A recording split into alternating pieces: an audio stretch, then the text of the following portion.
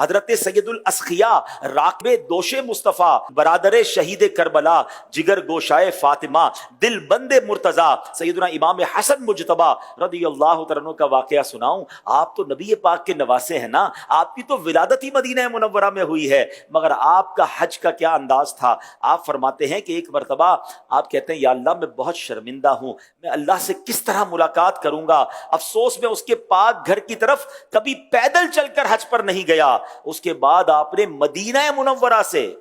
20 مرتبہ پیدل مکہ مکرمہ کا سفر کر کے حج کا سفر کیا، یعنی آپ 20 بار آپ نے حج ایسا کیا کہ مدینے سے پیدل مکہ پاک آئے۔ اور منقول ہے کہ ایک مرتبہ آپ نے خانہ کعبہ کا طواف کیا، مقام ابراہیم پر 2 رکعت نماز واجب الطواف ادا کی، پھر اپنا رخسار مبارک جو ہے وہ مقام ابراہیم پر رکھ دیا اور زارو کتار رونے لگے اور اس طرح مناجات کرتے ہیں، اے میرے رب قدیر، تیرا حقیر بندہ تیرے دروازے پر حاضر ہے، تیرا بھکاری تیرے دروازے پر حاضر ہے، تیرا مسکین بندہ تیرے دروازے پر حاضر ہے۔ انہی الفاظ کو بار بار دہراتے رہے اور روتے رہے۔ اس کے بعد مسجد الحرام سے باہر تشریف لائے تو آپ سے چند گز دور جو ہے مسکین بیٹھے ہوئے تھے، آپ کا گزر چند مسکینوں کے پاس سے ہوا جو صدقے کی روٹیوں کے ٹکڑے کھا رہے تھے۔ ان مسکینوں نے آپ کو سلام کیا اور کہا حضور آئیے آپ بھی ہمارے ساتھ بیٹھ جائیے، تو آپ نے سبحان اللہ